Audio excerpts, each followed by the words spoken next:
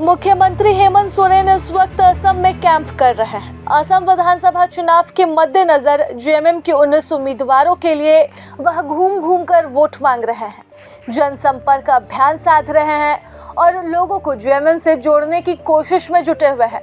इसी क्रम में ग्राउंड रियलिटी चेक करने के लिए वह टी ट्राइब्स के घर पहुंचे, जहां उनके हालात का जायजा लिया और वर्तमान स्थिति पर बात भी कही है। कैमरे के माध्यम से उन्होंने टी ट्राइब समुदाय की स्थिति की पूरी रिकॉर्डिंग की और लोगों को बताने की कोशिश की कि आखिरकार ये समुदाय जिससे असम की पूरी अर्थव्यवस्था चलती है वो किस तरह से दरकिनार हो रही है।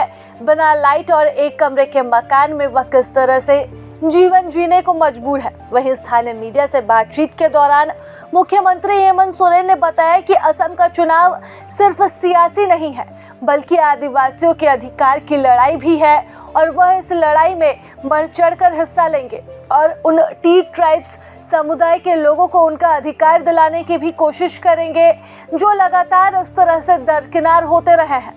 आपको बता दें कि असम विधानसभा चुनाव को लेकर रणनीति पूरी तरह से तैयार हो चुकी है।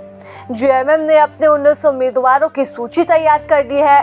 मुख्यमंत्री हेमंत सोरेन खुद इस वक्त असम में कैंप कर रहे हैं। उनकी पत्नी और गांडे से विधायक कल्पना सोरेन असम पहुंच चुकी है।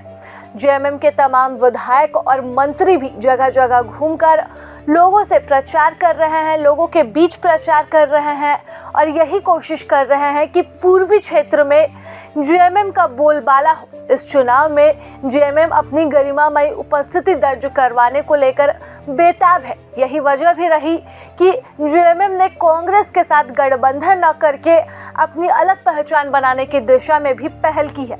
अब इस वीडियो के माध्यम से मुख्यमंत्री हेमंत सोरेन ने स्थानीय टी ट्राइब समुदाय की असलियत बताने की कोशिश की और यह भी दिखाने की कोशिश की कि किस तरह से यह समुदाय सरकार के द्वारा हमेशा से ही दरकिनार होता गया है।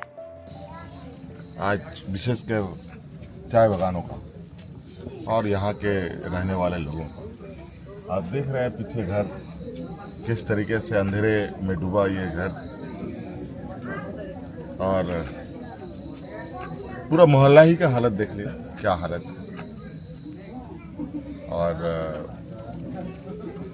इतनी बड़ी पार्टी, इतना बड़ा विद्वान समूहों का आज छोटे से आसाम पर किस तरीके से इनकी नजरें इनायत है वो देखने को मिल रहा है। और ये हमारे लिए भी बहुत महत्वपूर्ण अनुभव है और इस विषय को हम लोग मजबूती से पकड़ेंगे। और जो चाय बागान का जो मजदूरी है, मजदूरी को बढ़ाने के बाद में बार बार बोल रहे हैं लेकिन अब तक हुआ नहीं है। और मट्टी का जो ज़मीन का पता है उसको भी वो पट्टा उट्टा क्या यार, उसका तो फॉर्म ही भर रहा है। वो क्या होगा नहीं होगा भविष्य तो बात की बात है। और आज ये 9,000 रुपये दे रहे हैं। ये 9,000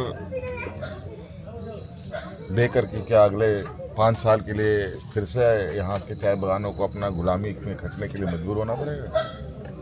क्यों हर महीना 9,000? बहुत आसान फार्मूला है। जो अर्थव्यवस्था आसाम का चाय बागान पर टिका है और वहाँ के जो मूल मेहनतकश किसान हैं, आज उसको आप नज़रअंदाज करके रखें। प्रभातखबर.com, विश्वास वही, रफ्तार नहीं।